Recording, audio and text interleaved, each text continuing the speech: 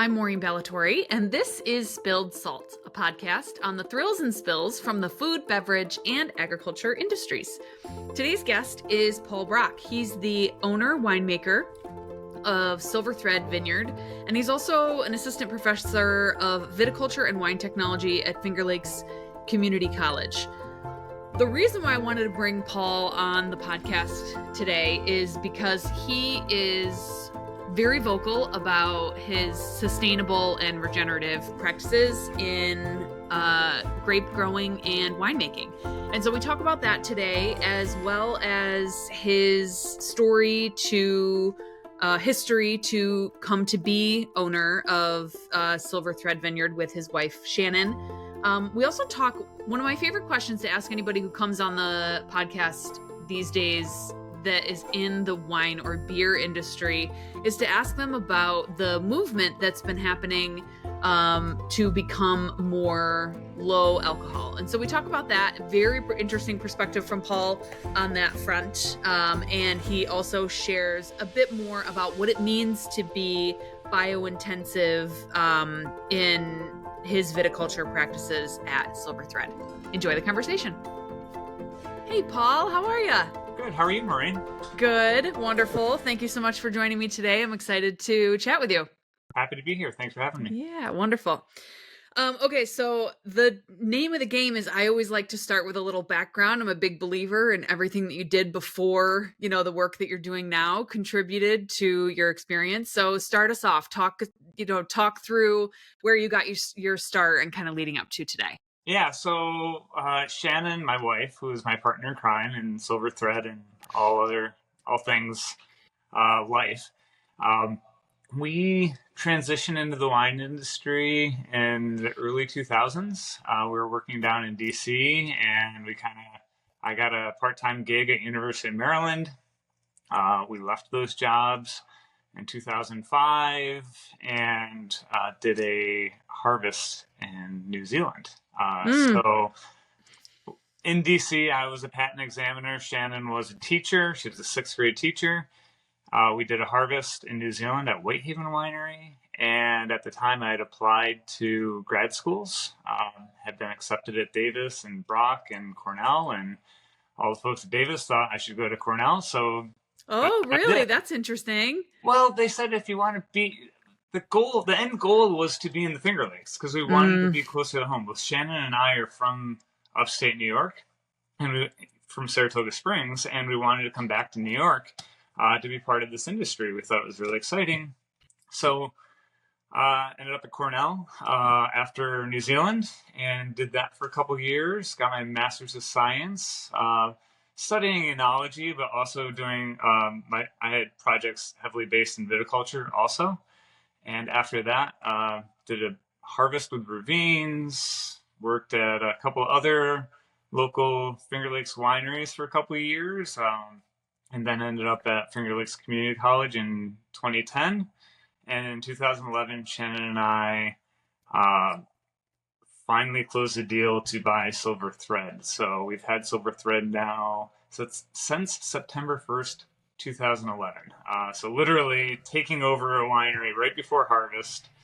And so I did both FLCC and Silver Thread for 11 years. 10 years. And then I left FLCC for 2 years, and now I'm doing both again. So that's... And what's your role at FLCC?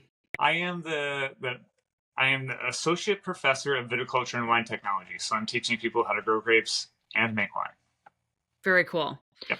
You mentioned that you did the New Zealand harvest. Yeah. And you were a patent examiner. So to me, that feels like a pretty big jump. Did you always have an interest in wine? Like, what led you to do that New Zealand harvest? So we knew we needed some commercial winery experience. Like when we decided to get into the wine industry, it was probably 2001. We came up with a 5-year plan. Like, this is how we're going to get to grad school. Because we knew we didn't have the money at the time to eventually buy a winery. So we knew we needed to save some money while we still had, good paying jobs. And so we just kind of, mapped out a plan. 5 years later, in 2005, we we left. So the jump was Shannon and I are both highly educated. Before that, Shannon was working on a master's degree at the time in teaching. She thought she'd be a teacher for the rest of her life, Mm. which she is actually. She's just teaching people about wine now. Yeah. So she finished her master's degree, and I took some college, like community college classes, because I had a degree in chemical engineering. I didn't have any biology, so I needed to Mm. backfill some of my academic knowledge before going to grad school.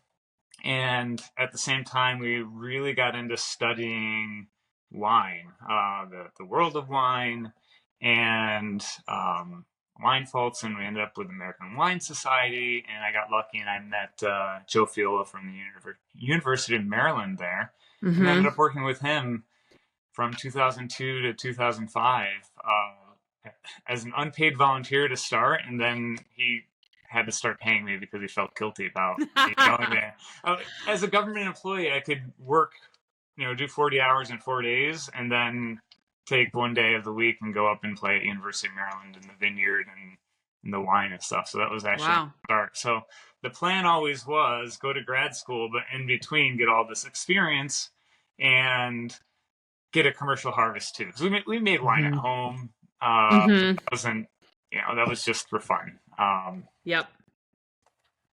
Got it. So the Yeah, dream was always the winery, and these steps, even though this is why I always say that the things leading up to the work that you're doing now all contributed, even though they seem disjointed in many cases, right? But that winding path led you here. And the undertone was always that education and goal for opening the winery. 100%. And Yeah. things happen along the way that aren't foreseen, and things change, and you know, when we bought Silver Thread, I mean, Silver Thread, there's been vines on this property since, maybe I'm jumping ahead here, Maureen, but there's been vines here since the mid 1800s. The previous owner cleared an old Catawba vineyard that was still in production, and then he cleared some land that had been abandoned in the 1930s, which was vineyard back then. And Hmm. so Silver Thread has a rich history of growing here. That Richard Fiegel, who we bought Silver Thread from, bought it in 1977 originally. He planted the first vinifera vines here in 1982. So we're still farming some of those vines he planted in 1982. So we were super lucky that we had the opportunity to get Silver Thread. It had all the types of grapes that we were really interested in growing already as an Mm. established vineyard. It's kind of like, we were prepared for this opportunity and we got the opportunity. And, there's a lot of luck involved in that. But really, what is luck? It's preparation meeting the opportunity. Right. So we were at the right place at the right time, and Richard wanted to retire, and yeah, went Yeah. rolling with it. So Love it. Love it.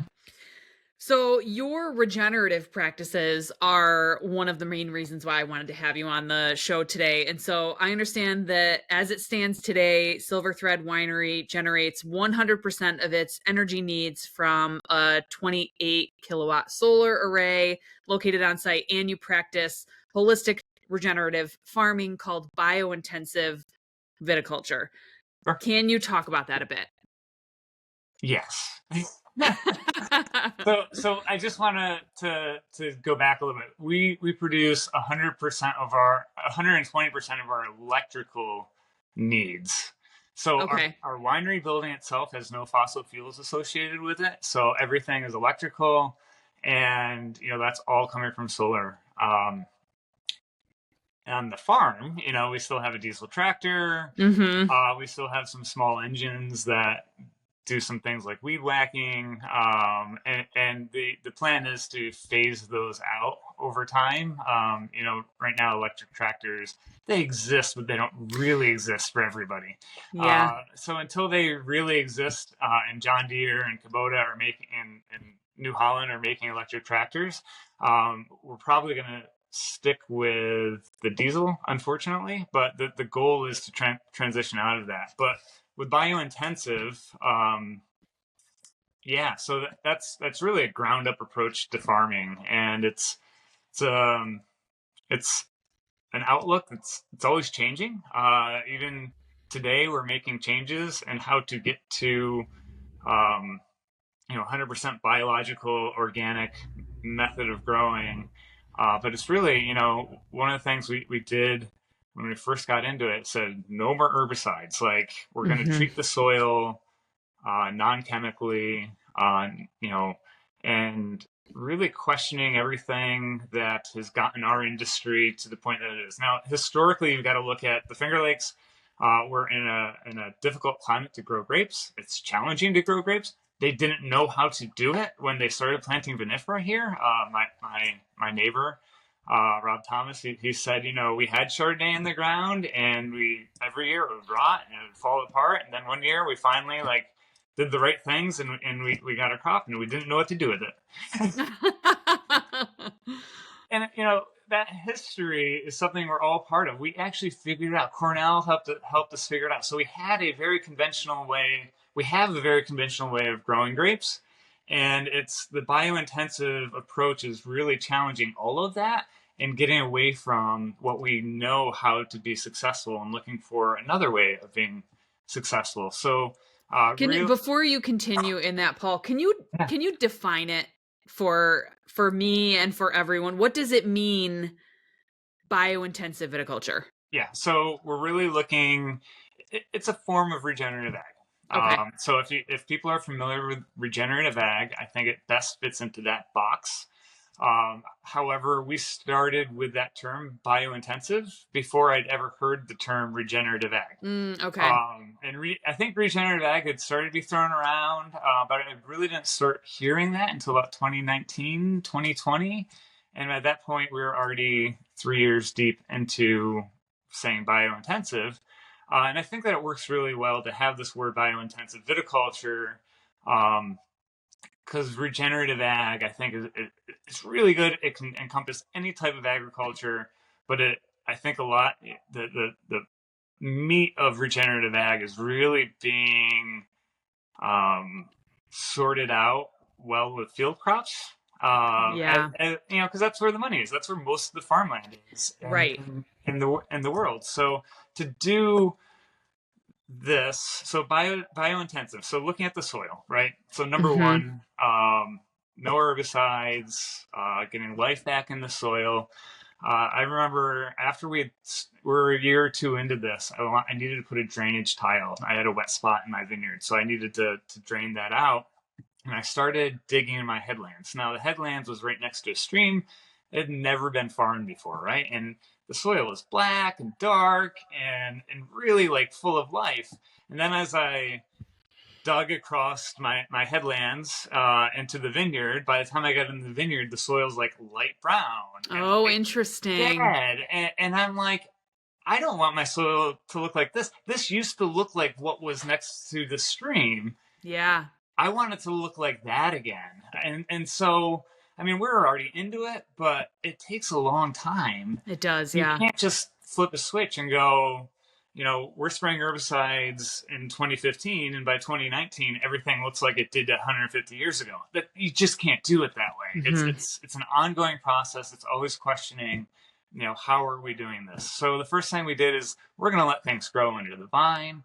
Nothing is weed except for poison ivy, and let things grow. And when we first started, we planted fescue, and we had this gorgeous fescue under our vines, and we didn't even cultivate under the vines for years. And then we realized the fescue was a little bit too competitive, so we had to change course. And that's part of biointensive growing too, is just constantly evaluating what you're doing and changing course so that you're doing the best thing, not just for, obviously you're doing the best thing for the soil, but you've also got to make money. You can't do this and lose 50% of your crop.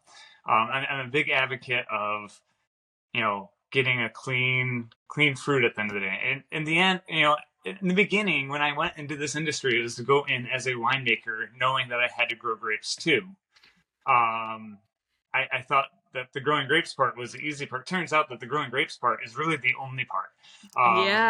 And from a winemaking standpoint, I have a really hard time wrapping my head around winemaking when you don't have full control over grapes. Or at least some, we still buy some grapes, and we've really been an influence on the people that we buy grapes from, for them to change their product processes. Mm-hmm. Have they changed them as much as us? No, we are trying to lead the way to show other people what to do.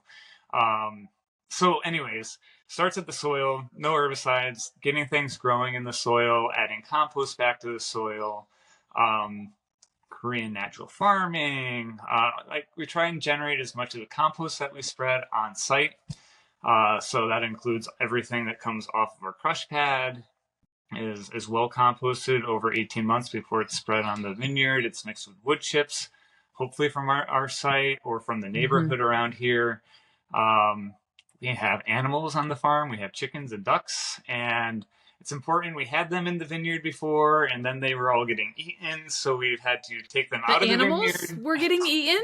Yes, the poor chickens and ducks. Oh. Like, it turns out, like, hawks and fox really love to eat them. Yeah. And, like, when a fox decides to eat chickens, they, like, eat 5 or 6 in a day.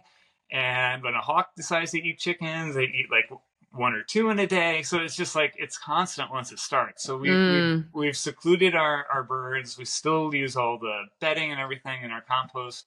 And the goal over the next few weeks is to get them back in the vineyard where they're still protected. So it's just, we're constantly, what's more important right now? What's more important is to make sure the vines are growing the right way.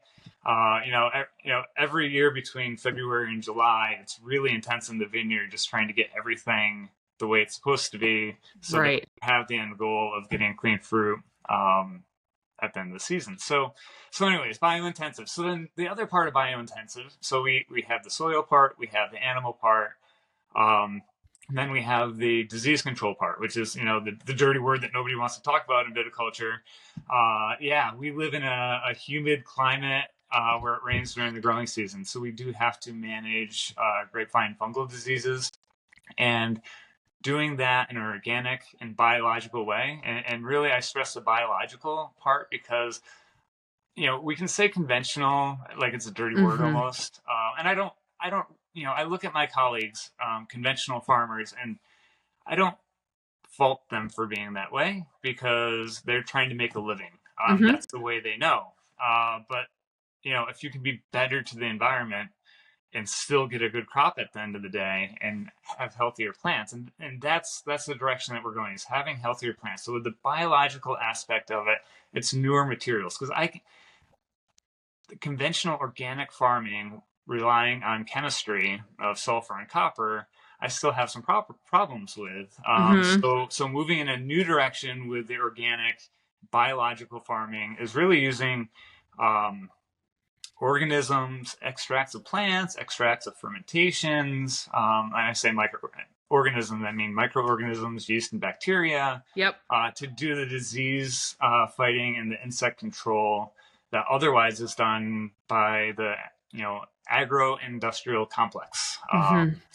Which there's so many, there's so many chemicals out there that are being produced in mass, and that's what most agriculture is using to fight disease. So we're trying to use different things. And being more, what does Shannon always say? It's like a probiotic. So a lot of the things we're using is asking the plant to respond to what we're putting on the vine and do some of the defense themselves.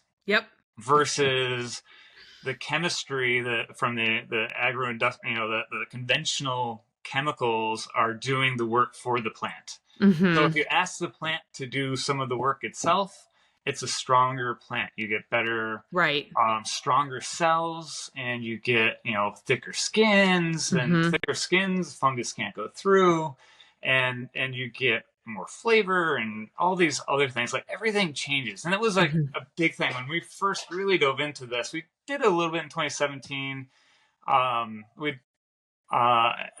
2018, we really got into it.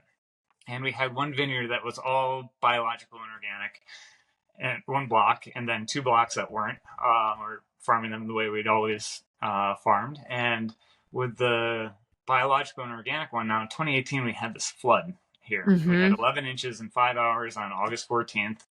That's a heck of a lot of water.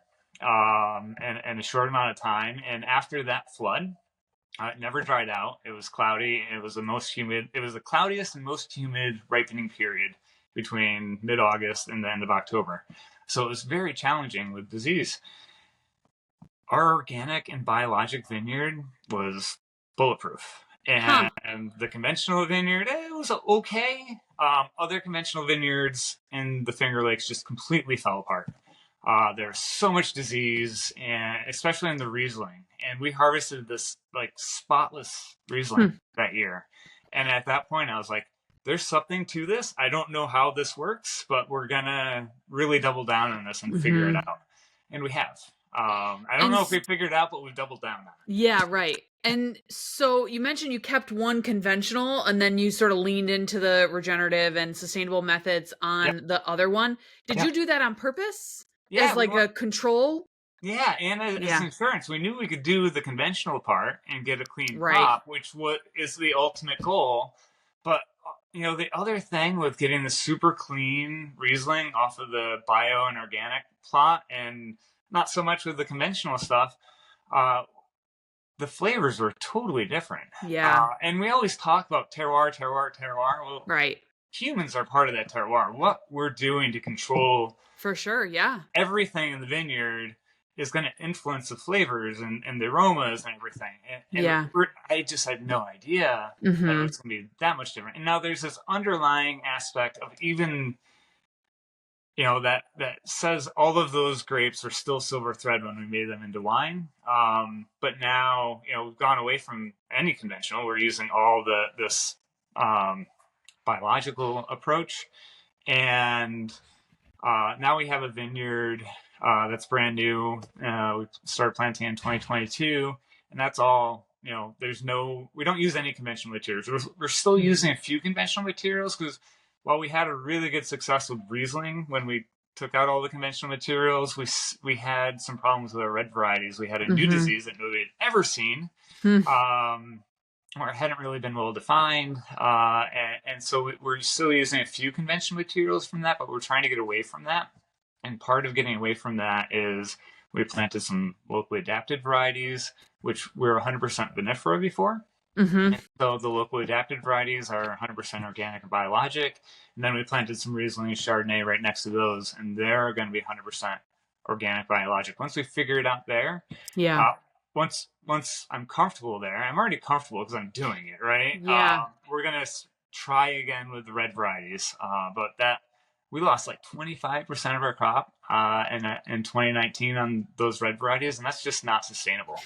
Well, so speaking of sustainable from the economic perspective, you have a very unique background and ability to understand this at a level that probably most grape growers and winemakers do not have. Like it's just not common, right? And I think about my perspective too, coming from, we work with all clients across all sorts of agriculture, and there's a lot to be said for risk management, right?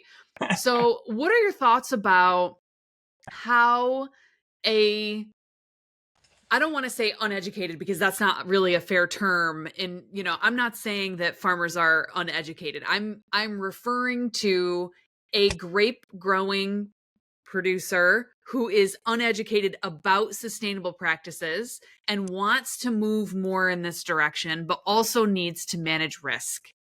Where is a good place to start? So we have this biointensive viticulture group. Back in 2018, a gentleman by the name of Mike Biltonen and I founded this group. Mike Biltonen, his background is in apples and other orchard fruit. He really wanted to get into vineyard, and him and I actually met. You're gonna laugh at this. He was actually the farm manager at Red Jacket Orchard at the time. Yeah, we met in the pool at the YMCA.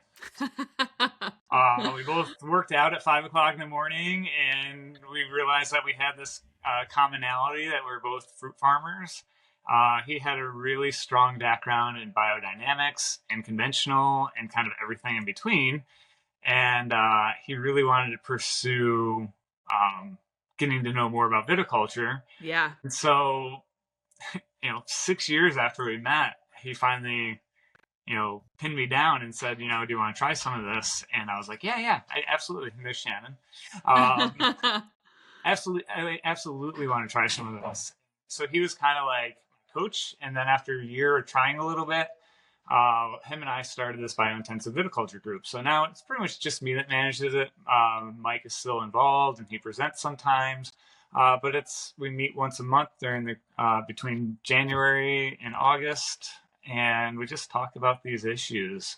And it is really difficult to wrap your head around it. So we've got people like me who really, bought into this. We got people who are just trying a few things, and then we got a few people who are just kind of looking from the outside in. Mm-hmm. And I get it. I mean, we got growers who are coming to these meetings that manage hundreds of acres. I manage 10 acres. Right. And yes, 10 acres means as much to me as probably the 100 acres means to them. Yeah. But I don't know. I told you I'm from Saratoga Springs. What's Saratoga known for? Horse racing. I'm kind of a risk taker at the same time. So yeah. I think it's kind of not only my knowledge of, being able to understand and integrate all of these systems and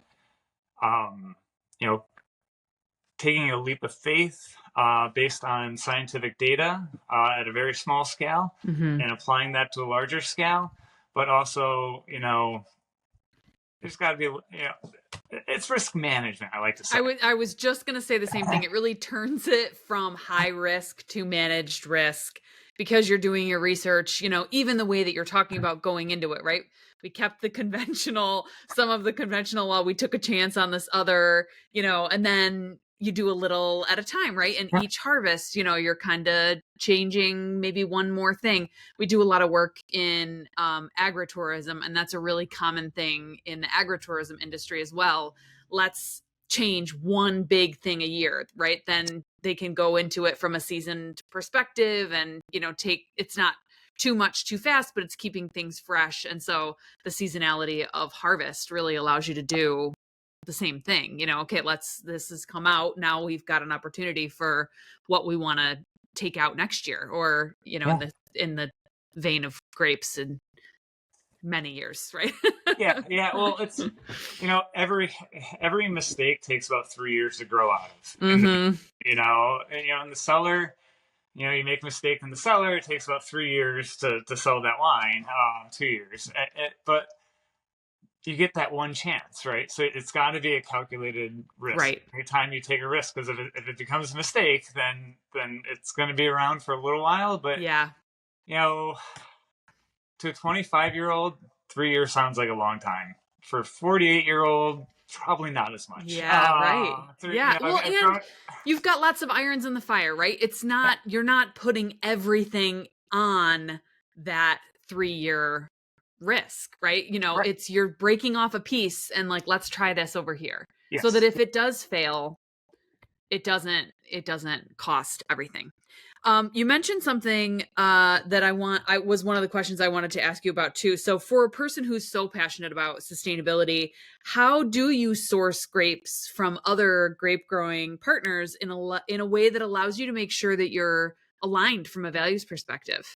So it is sometimes challenging. It's a lot of the times having those conversations and getting to understand where they're willing to do things. And it's not going to be just like what we're doing, but if they can do one aspect of that or try something, let go of something that they're attached to, that helps. And we have really long-term relationships with our growers, mm-hmm. And it's that's kind of what it is. We're always getting fruit from the same place and asking those growers, we're committed to you, and please do this, and see where they're willing to go from there. So right, we're working on being as much growing as much of our own grapes as possible. That's what we're planting, mm-hmm. but at least for the short term, and I think for the long term, we're going to be buying some grapes from at least one of our neighbors. Yeah, and that's important to us. I mean, we do want to, we have a neighbor who just grows grapes, Matt Doyle, with Doyle Vineyard Management, and we think he does a really good job. And we get grapes from him, and those Riesling grapes were planted in 1972. They're Mm-hmm. the oldest. It's the oldest commercial Riesling vineyard on Seneca Lake, and that means a lot to have that attachment to that history. Charles Fournier planted those grapes when he was at Gold Seal, and helping Matt kind of understand some of these pieces and having his Mm-hmm. crew being part of learning about this means a lot. Like Mm-hmm. Matt's farming almost 1,000 acres of grapes in the Finger Lakes. He's the largest grower of grapes in the Finger Lakes, and he has an ear and a willingness to learn some of these things, and that's a big deal. Yeah. Not just me, but to a lot of other people who are buying grapes from Matt. So, Right. Yeah. Yeah. It has an opportunity to make a big impact. So yep. speaking of that, you're one of the first wineries to include the New York Sustainable Wine Growing Trust Mark on your label, which is really exciting. New York Wine and Grape Foundation just recently rolled that out. I'd love just briefly for you to talk about your thoughts on that program as a whole. Yeah. So I was really, as soon as, well, let me back up. The first time we tried to get that sustainability program through, I was just getting started in the Finger Lakes. It was over 10 years ago, and it kind of fell on its face because we couldn't get the native growers to talk to the hybrid growers, to talk to the vinifera growers, to talk to Erie and Long Island, and nobody could agree on anything. So I don't know, about 5 or 6 years ago now, John Engel really wanted to get it going again. So he got a bunch of the growers together, and I was just like, me, I want to be part of this. And so I was in a small focus group that really fleshed through the whole program and got it to a point where Wine Grape Foundation was able to take it and run with it to make the sustainability program. So I'm really proud of having that small part of riding on John Engel's coattails and the people who came before us. And I remember even the first time they tried it, Richard Fiegel, who was the previous owner of Silver Thread, was actually one of the people on the organizing committee. He was a 100% organic grower way before his time. He was like a very hands-off winemaker, but it meant a lot to him. But I remember when we were going through the process of buying Silver Thread, he's like, yeah, I don't know if I'm going to join it when it's actually up and running, or I don't know if I would join it, because he was so focused on being something that nobody else at the time was doing. Right. And when it came time for us to decide, well, do we want to be part of this thing that we helped create? And the answer is yes, because if you're not part of it, you can't push it in the direction to get that. So we're really proud that there is this program. It's, to me, a place for the industry to start and move forward. And the whole, one of the major pillars of that program is to get more sustainable over time. Not just to, say we're sustainable and hold that flag and carry it. It's to get better and improve the sustainability. So that to me is the highest value of that program for our industry going forward. Yeah. But being one of the first ones to put it on the label, that was really cool. I remember I posted it on Instagram back in January when we first put the label on a bottle of wine, and I hadn't seen anybody else do that, but I've seen people do it since. So yeah, I think it's wonderful that it sounds like it happened the right way, right? It had stakeholder buy-in. It was sort of packaged together as this is what the people want, and then it was brought to the New York Wine and Grape Foundation for them to be able to amplify it and syndicate it from there. I also just think they did a wonderful job branding it as well. Born Collective did that work, and I've talked to them about that. I just think they did an excellent job. So last question for you, which is I was going to ask you about the symbolism of your logo and your wine labels and everything like that, because I think it's really interesting in terms of the story, but I'm going to ask you something else instead. And so anybody who's interested in that component, those things are on Silver Thread's website about the story of the turtle and the feathers and everything. Instead, I want to talk about, just briefly, if we can, the bigger picture of the alcohol movement across the board, right? So historically, over the last couple of years, but really accelerating in very recent years, there's been a no and low alcohol movement kind of coming down the pike, and the World Health Organization just recently said no amount of alcohol is safe. How do you think that is going to affect your winery and wineries like yours?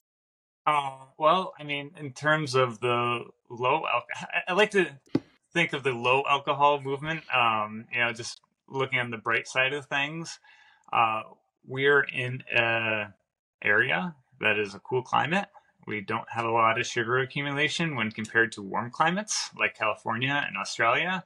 So naturally, our wines are low alcohol. As a winemaker, I'm very low intervention, and one of those, very easy low intervention things is don't change the sugar, get the alcohol that you have out of the vineyard, and don't change the acid. Take the acid that you have out of the vineyard. Mm-hmm. And those manipulations are things that some people still hold on to. And I think like for our industry, breaking away from the idea that we have to have 12.5% or 13% alcohol wines. No, we don't. If we have the potential to have 11% alcohol or 10.5% alcohol, that is fine. And traditionally, in classic cool climate European wine growing regions, that was fine. And it should be fine. It wasn't until recently that 13% alcohol was normal and normalized. And I'm all for the idea of a 12, 11.5, 10.5% alcohol. It works great with Riesling. And frankly, I'm a Riesling winemaker. I'm in a cool climate. We make white wines. I love making red wines too. And I don't mind making them lower alcohol too. But Riesling is our bread and butter. Yeah. And right. Most of the wines, over half the wines I make are Riesling or have Riesling in it. And that goes really well with low alcohol. 9.5% Riesling, not a big deal. You have all the flavor and all the wonderful things. And, wine is meant to be enjoyed with good company and food, right? And who wants to get wasted? You can have, twice as or a third as much when you have a lower alcohol wine than if you have a high alcohol wine. That's nice. So you're saying you think that the Finger Lakes is uniquely positioned, being in a cool climate, to already be able to kind of lean into this, and it tends to pair well with food already, right? So you think 100%. that it won't have as big of an impact on the Finger Lakes and New York State, really, this region, as opposed to like California or other regions.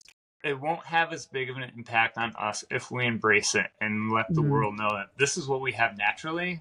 In California, they're de-alcoholizing things. They're watering down to get to that level where they can say it's low alcohol.